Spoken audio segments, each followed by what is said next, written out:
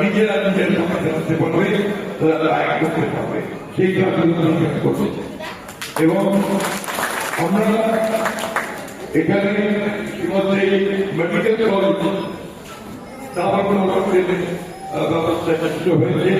আমরা করবো এবং সেখানে এদের চিকিৎসকের বিশেষ ব্যবস্থা রাখা আমরা ব্যবস্থা করবো।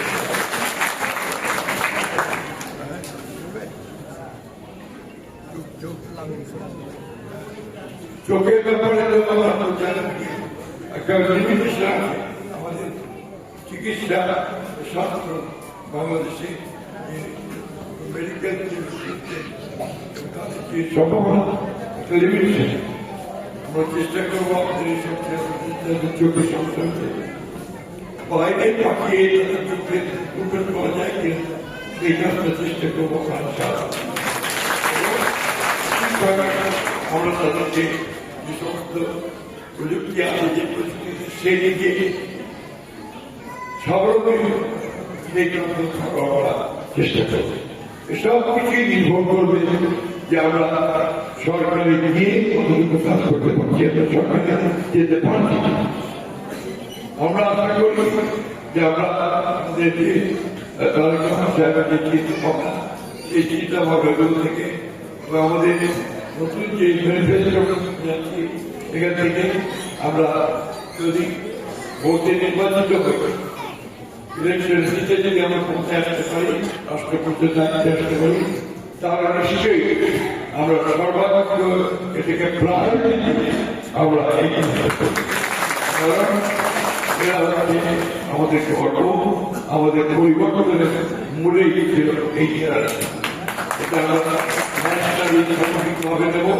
সেই ইতিমধ্যে সরকার ওদেরকে ভাতা ব্যবস্থা করেছে, অভিযোজন জানি ভাতার কথায় তার যে টেকনোলজি সেই যে স্বাবলম্বী হবে ততটুকু পর্যন্ত সে নিজেকে সেইভাবে বিল করবে না, তাই না? সেই জন্য প্রযুক্তি প্রশিক্ষণ এবং ইমপ্লিমেন্টেশন বাস্তবায়নের উপর আমরা সবচেয়ে বেশি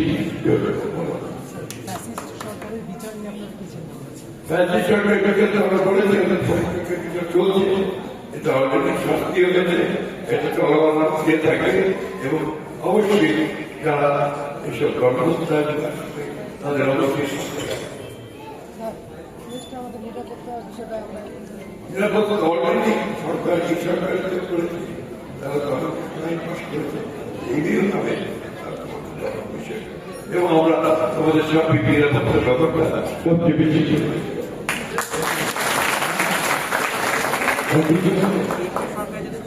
তাহলে আমাদের এই ঠাকুরগাঁ জেলার জেলার যোদ্ধারা আছেন, তারা কিরকম সুযোগ সুবিধা পেতে পারে?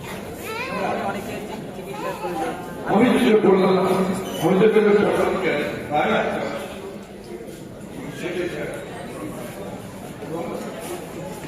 সুদৃষ্টিতে